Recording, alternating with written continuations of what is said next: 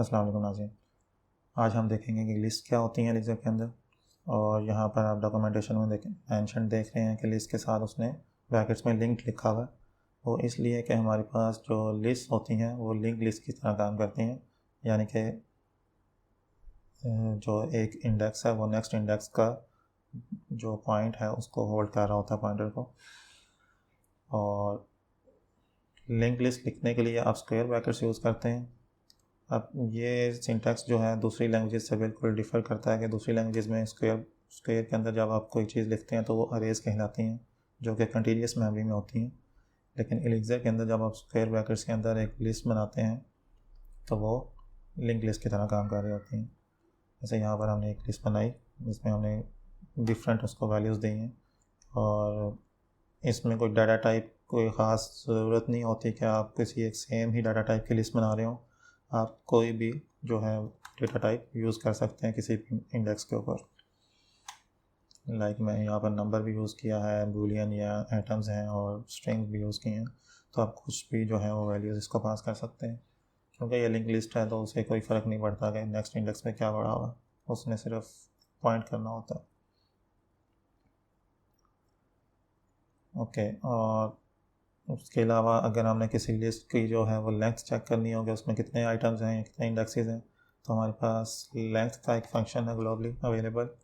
इसको जब हम कोई लिस्ट पास करेंगे तो वो हमें बता देगा कि उसकी कितनी लेंथ है। जैसे कि इस लिस्ट में मैंने 3 जो है इंडेक्सेस पास किए थे, 3 वैल्यूज़, तो उसने 3 रिस्पॉन्स दे दिए। अच्छा, इसके बाद अगर आपने 2 लिस्ट को जो है वो कॉन्कैटिनेट करना हो तो कॉन्कैटिनेशन के लिए आप प्लस प्लस का साइन जो है वो यूज़ करते हैं। यहाँ पर डबल प्लस यूज़ होगा फॉर कॉन्कैटिनेशन ऑफ 2 लिस्ट। तो यहाँ पर आप देख रहे हैं कि जब मैंने इसको एग्जीक्यूट किया है तो उसने उन दोनों लिस्ट को कॉन्कैटिनेट करके एक लिस्ट बना दिया और सारी वैल्यूज़ जो हैं वो इकट्ठी उसमें आ गई। इसी तरह आप जो है एक लिस्ट के अंदर से दूसरी लिस्ट को सब्ट्रैक्ट भी कर सकते हैं। उसके लिए आप डबल माइनस का जो साइन वो यूज़ करेंगे। अब ये हमारे पास एक बड़ी लिस्ट है जिसके अंदर वैल्यूज़ हैं 1 ट्रू 2 फॉल्स 3 ट्रू, और हम उसे कह रहे हैं कि इस लिस्ट के अंदर जो वैल्यूज़ हैं ये इस लिस्ट में से रिमूव कर दो। तो अब इसमें यह है कि वो सिर्फ ये नहीं देखेगा कि अच्छा ये ट्रू वैल्यू है तो मैं इस लिस्ट के अंदर से जितने ट्रू हैं वो सारे रिमूव कर दूँ, बल्कि वो एज ए लिंक लिस्ट ही देखेगा और वो इस हेड से शुरू करेगा और जो वैल्यू सबसे पहले उसको मिलती जाएगी वो उसको रिमूव कर देगा। जैसे कि ये सबसे पहले ट्रू है तो यहाँ से देखना शुरू करेगा 1, ओके नहीं ये ट्रू है, यस इस इंडेक्स को रिमूव कर दो। फिर 2 आ जाएगा और उसके बाद आगे वो नहीं देखेगा, उसने फर्स्ट जब रिमूव कर दिया तो वो इसको ख़त्म कर देगा, अब वो फॉल्स पे आ जाएगा। और फिर वो देखना शुरू करेगा कि फॉल्स कहाँ पे है, तो यहाँ पर उसको फॉल्स मिल रहा है तो वो इसको भी रिमूव कर देगा। ट्रू में आप देख रहे हैं कि इस लिस्ट के अंदर 2 ट्रूज थे, तो लेकिन वो सिर्फ फर्स्ट वाला ही, क्योंकि उसको जब मिलेगा तो वो उसको रिमूव करेगा तो वो नेक्स्ट पे चला जाएगा, तो इसका मतलब ये वाला ट्रू वो रिमूव नहीं करेगा। तो ये जब मैंने इसको एग्जीक्यूट किया तो आप देख रहे हैं कि 1 के बाद वाला ट्रू रिमूव हो गया, 2 के बाद वाला फॉल्स रिमूव हो गया, और लास्ट वाला ट्रू जो है वो अवेलेबल है। तो 1 2 3 एंड ट्रू जो है वो न्यू लिस्ट आपकी बनी है। तो ये इस तरह सिर्फ जो फर्स्ट आपको वैल्यूज़ मिलती जाती हैं सिर्फ उन्हीं को रिमूव करता है।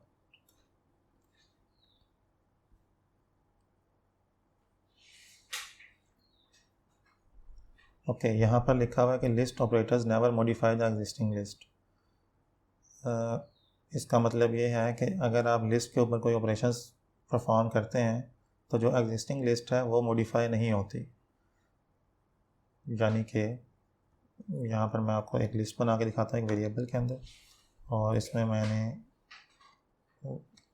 1 2 और 3 ये एक लिस्ट बना ली। ठीक है, ये लिस्ट के अंदर यही लिस्ट ली हुई है। अब मैं क्या करता हूँ कि इस लिस्ट के अंदर ऐड कर देता हूँ एक न्यू लिस्ट 4,5। ये मैंने कॉन्कैटिनेट कर दिया। अब ये उसने मुझे रिटर्न कर दिया 1 2 3 4 5। लेकिन अब जब मैं इस लिस्ट वेरिएबल को दोबारा देखूँगा तो उसमें तो वो पहले वाली वैल्यूज़ ही पड़ी हुई हैं। तो ये जो हमने कॉन्कैटिनेशन की थी ये कहाँ गई? तो ये मैं आपको बताता चलूँ कि एलिक्सर जो है इसके अंदर एग्जिस्टिंग जो वैल्यूज़ होती हैं वो अपडेट नहीं होती हैं, एग्जिस्टिंग वेरिएबल्स। अगर आपने उनके साथ कोई मॉडिफिकेशन करनी है तो आपको दोबारा से उनको असाइन करना पड़ेगा, किसी न्यू वेरिएबल को असाइन कर लें या सेम वेरिएबल को असाइन कर लें। तो इसका मतलब अगर मैंने इस लिस्ट को अपडेट करना है, 4 और 5 ऐड करना है, तो मुझे दोबारा से उसको असाइन करना पड़ेगा ये चीज़। तो अब मैंने इसको जो है वो असाइन किया, तो अब मैं लिस्ट देखूँगा तो इसमें अब वो अपडेटेड लिस्ट मेरे पास आ रही है। ये चीज़ उसने यहाँ पे बताई है कि कंकैटिनेटिंग ट्रू और removing elements from a list returns a new list. जब हम कुछ कंकैटिनेशन करते हैं या रिमूव करते हैं तो न्यू लिस्ट एक रिटर्न होती है। और एलिक्सर के जितने भी डाटा स्ट्रक्चर्स हैं वो इम्यूटेबल हैं। इम्यूटेबल का मतलब यही होता है जो मैंने आपको आगे बताया कि अगर आपने कोई वेरिएबल बना दिया एक दफ़ा तो वो अपडेट नहीं हो सकता। वेरिएबल मेरा मतलब है कि रीअसाइन तो हो सकता है, लेकिन अगर डाटा स्ट्रक्चर को अगर आप चेंज करते हैं, उसको मॉडिफाई करते हैं, तो वो उसी वेरिएबल के अंदर मॉडिफाई नहीं होता, आपको रीअसाइन करना पड़ता। ये इस तरह क्यों है, उसका एडवांटेज इम्यूटेबिलिटी का ये है कि आप जो है वो एक क्लीन या क्लियर कोड लिखते हैं कि आपको दोबारा से पता चल रहा होता है कि यार यहाँ पर ये लिस्ट जो है वो अपडेट हो रही है। दूसरी लैंग्वेजेस में नॉर्मली होता है कि आप अरेज को अपडेट कर लेते हैं सिंपली एक फंक्शन कॉल करके या उसमें, तो वो उसी वेरिएबल के अंदर ही अपडेट हो जाता है। लेकिन यहाँ पर एलिक्सर के अंदर ऐसा नहीं है, इसके डाटा स्ट्रक्चर्स जो हैं वो सारे इम्यूटेबल हैं। ओके, इसके बाद लिस्ट के हम कुछ फंक्शन देखते हैं।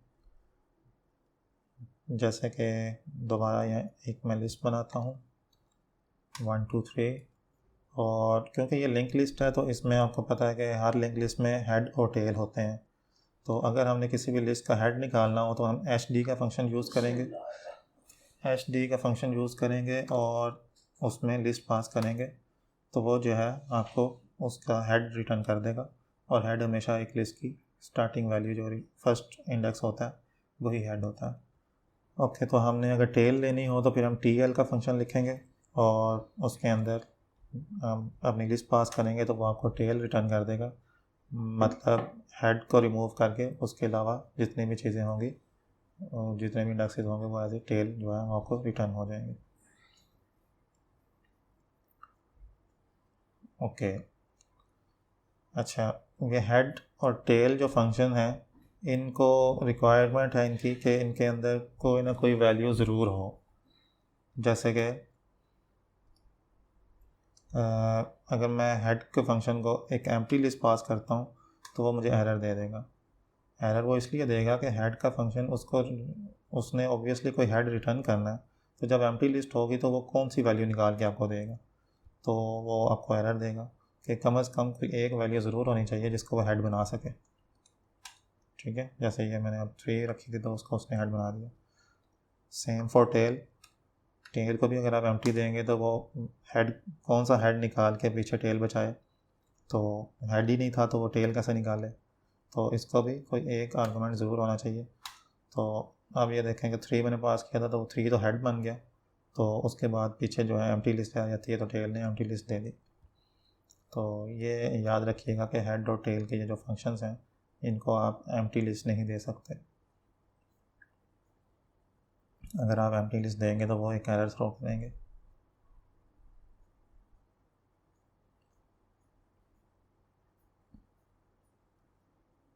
ओके, इसके बाद हम जो है करैक्टर लिस्ट की बात करते हैं। करैक्टर लिस्ट होती हैं जो हम सिंगल कोट्स के अंदर कोई एक स्ट्रिंग लिखते हैं। जैसे कि ये मैंने हेलो लिखा, तो ये अब हमें तो एक स्ट्रिंग ही लग रहा है, लेकिन एक्चुअली में जो सिंगल कोट्स के अंदर हम चीज़ लिखते हैं वो एक करैक्टर लिस्ट होती है। यानी कि वो एक लिस्ट होती है लेकिन वो करैक्टर्स की लिस्ट होती है, जैसे 4 लिस्ट आप कहते हैं। तो एक करैक्टर लिस्ट बनती है एक लैंग्वेज के अंदर, ये एक लिस्ट ही होती है। लेट्स सपोज अगर आपने किसी भी वैल्यू के बारे में इंफॉर्मेशन लेनी हो कि वो लैंग्वेज के अंदर किस तरह काम कर रही है, तो आपके पास आई का एक फंक्शन है IEX के अंदर। IEX के अंदर अगर आप आई लिखते हैं तो ये आपको इन्फॉर्मेशन देगा। अब इसको अगर मैं ये वैल्यू पास करता हूँ हेलो, तो वो मुझे अब बता रहा है कि मैंने जो टर्म लिखी है वो ये हेलो है, और इसकी टाइप जो है, डेटा टाइप, वो लिस्ट है। तो ये एक लिस्ट है, ना कि एक स्ट्रिंग है। यहाँ पर उसने इसकी डिस्क्रिप्शन बताई हुई है, रॉ रिप्रेजेंटेशन बताई हुई है। अब रॉ रिप्रेजेंटेशन क्या होती है कि क्योंकि ये एक लिस्ट है तो यहाँ पर आपको एक लिस्ट नज़र आ रही है, और जो भी मैंने करैक्टर्स लिखे हैं उनके ASCII कोड्स यहाँ पर नज़र आ रहे हैं, क्योंकि H जो है वो 104 उसका कोड है, E का 101 है, इसी तरह L का 108 और O का 111।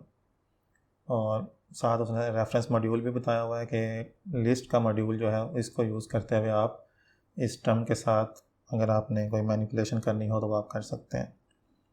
तो जैसे हमने अभी तक IO का मॉड्यूल देखा है और स्ट्रिंग का मॉड्यूल देखा है, उसी तरह लिस्ट का मॉड्यूल भी लैंग्वेज के अंदर मिलता है आपको। और इसके ऊपर जो प्रोटोकॉल्स इम्प्लीमेंटेड हैं वो ये सारे प्रोटोकॉल्स हैं जो कि आप एक करैक्टर लिस्ट के ऊपर चला सकते हैं। तो अब इसी हवाले से मैं आपको ये एग्जांपल दिखाता हूँ कि मैंने एक लिस्ट बनाई जिसमें मैंने लिखा 11, 12 और 13। जब इसको एग्जीक्यूट करूँगा तो उसने एक लिस्ट रिटर्न नहीं की, बल्कि उसने एक करैक्टर लिस्ट रिटर्न कर दी, जहाँ पर ये उसने \v, \f, \r ये यूज़ किए हैं। अब ये क्या है, ये एक्चुअली में ASCII कोड्स उसने कन्वर्ट कर दिए हैं, क्योंकि 11 जो ASCII कोड है वो \v बनता है। इसी को मैं जो है इस तरह आपको दिखाता हूँ कि जो अभी हमने हेलो की जो है रॉ रिप्रेजेंटेशन देखी थी, अगर उसी तरह की मैं लिस्ट बना देता हूँ, एक लिस्ट लिखता हूँ जिसमें ये करैक्टर्स लिखे हुए हैं, तो वो देखेंगे वो आपको ऑटोमेटिकली करैक्टर लिस्ट में कन्वर्ट करके दिखा देगा IEX। ऐसा क्यों हो रहा है? वो इसलिए हो रहा है कि अगर आपकी कोई ऐसी लिस्ट है जिसके अंदर जो वैल्यूज़ हैं वो 0 से 127 के बीच में है, मतलब सारी वैल्यूज़ जो हैं वो 0 से लेकर 127 के बीच में है, तो वो लैंग्वेज ये समझती है कि आपने कोई ASCII करैक्टर्स लिखे हैं और आप करैक्टर लिस्ट लिखना चाह रहे हैं, तो वो ऑटोमेटिकली उसको इन जो वैल्यूज़ होती हैं इनको ऑटोमेटिकली ASCII में कन्वर्ट करके आपको करैक्टर्स रिटर्न कर देता है। इसी तरह लेट्स सपोज अगर मैंने कैपिटल A लिखना हो एक करैक्टर, तो मैं 65 लिखूँगा तो वो कैपिटल A दे देगा, क्योंकि हमें पता है कि ASCII कोड जो है वो A का 65 है। इसी तरह हम स्मॉल a लिखते हैं तो 97 आ जाएगा। लेकिन अगर हम को 127 या उससे अबव की कोई अगर कोई वैल्यू देंगे तो फिर जो है वो आपको सही से लिस्ट ही रिटर्न करेगा, फिर वो उसको करैक्टर लिस्ट में कन्वर्ट नहीं करेगा, क्योंकि हमारे पास जो वैल्यूज़ हैं वो 0 to 127 है, 127 इंक्लूडेड नहीं है, यानी कि लास्ट करैक्टर हमारे पास 126 है जो कि कन्वर्ट होता है करैक्टर लिस्ट के अंदर। तो ये चीज़ थी। अब आपने लिंक लिस्ट भी देख ली और करैक्टर लिस्ट भी जो है वो आपको समझ आ चुका होगा। और ये लास्ट एक चीज़ आप देख लें कि एक आपने करैक्टर लिस्ट में हेलो लिखा है और एक स्ट्रिंग में हेलो लिखा है, तो ये दोनों इक्वल नहीं होंगे, क्योंकि दोनों ऑब्वियसली डिफरेंट हैं कि ये करैक्टर, ये एक स्ट्रिंग है और ये एक लिस्ट है।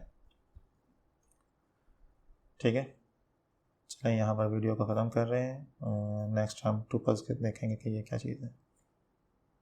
थैंक यू, अल्लाह हाफिज़।